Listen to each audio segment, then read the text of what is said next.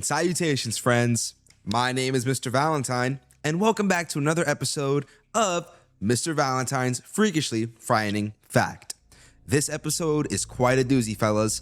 We're going to be covering two cases today, and both of them are really extreme. Let's get started.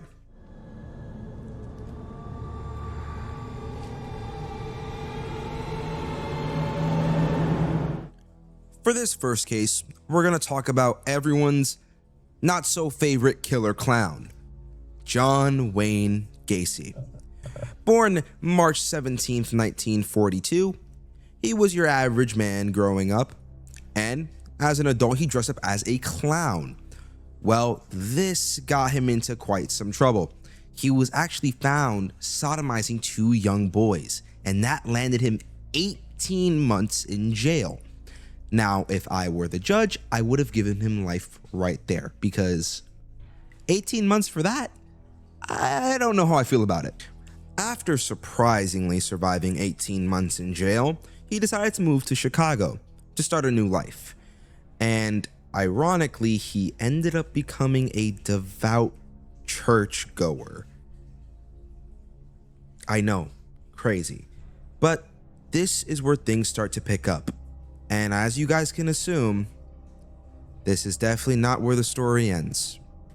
Well, in July of 1975, John Wayne Gacy's co-worker, which was a teenager, went missing. And the parents were very adamant about trying to find their kid. They tried to get John Wayne Gacy as a primary suspect, but all of it fell on deaf ears. After that, John Wayne Gacy got divorced for a second time. Did I mention he got divorced twice? Well, after that divorce, he felt a newfound sense of freedom, and that's where things start going even more downhill. You may be wondering, what did John Wayne Gacy do with this newfound sense of freedom after his second divorce? Well, he ended up going on a killing spree, and sadly, he ended up assaulting and murdering almost 30 young men. And almost 29 of them were found underneath his house. But as I've said multiple times, this is definitely not where the story ends, as he had one more victim before finally getting caught. Well, this final victim was in 1978. It was a 15-year-old boy, and let's not act surprised here. We kind of expected it to be someone who was a lot younger than him. This 15-year-old boy went to John Wayne Gacy's residence to ask for work, like any other 15-year-old boy would probably do. I don't think any other 15-year-old would do that, but let's carry on. That 15-year-old boy asked for work, and John Wayne Gacy proceeded to kill him. The teen went reported missing, and the cops actually searched the residence of John Wayne Gacy, only to find a ring, clothes that were too small for him, and a witness. After that, John Wayne Gacy admitted to killing people, killing 30, matter of fact, and that landed him behind bars.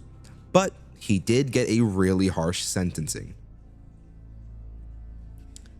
Well, before the final sentencing, John Wayne Gacy tried to plead insanity. The judge didn't fall for that shit. So, what did they do? They gave him one of the harshest sentences possible, lethal injection. And on May 10th, 1994, this monster was put down. Now, you may be wondering to yourself, dear viewer, what makes this guy so special? And I understand what you mean. There are plenty of people who have committed pretty much the same level of crime that he has committed. Well, he was the first instance of a killer clown. Now, this actually sparked an entirely new thing in the horror media. Killer clowns from outer space. Pretty sure a good chunk of you have seen that movie. Or let's do something a little bit more mainstream. It. You've seen Pennywise. And for people who are around my age, the killer clown trend that happened all over Vine, Facebook, Instagram, TikTok. A lot of that comes from John Wayne Gacy. Before we move on to the next case, I ask you this, dear viewer. The next time you go to the circus and you see a clown, ask yourself this. Do you think that clown is there to actually spread cheer and joy? Or do you think that clown is wearing that makeup to hide its devious, darkest intentions?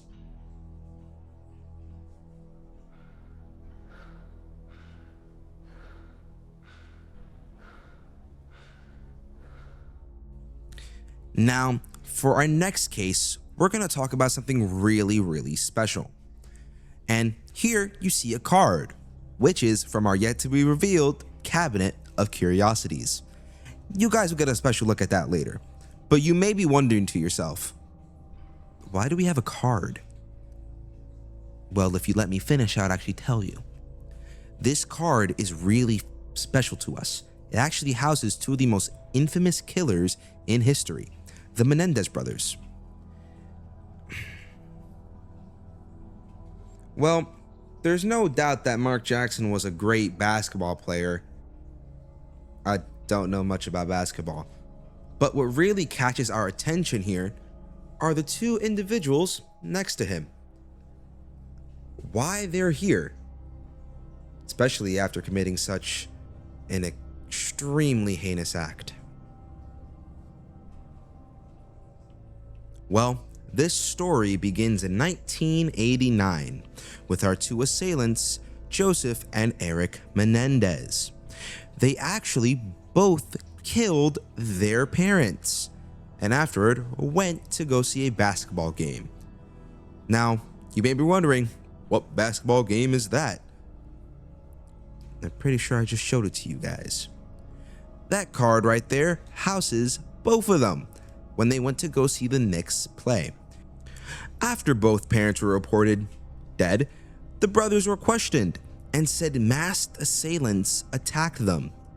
Now, the police did a bit of research and found out that the brothers were actually spending a lot of money during this time frame, and they even got a computer specialist to erase their father's will, which was rewritten to remove them.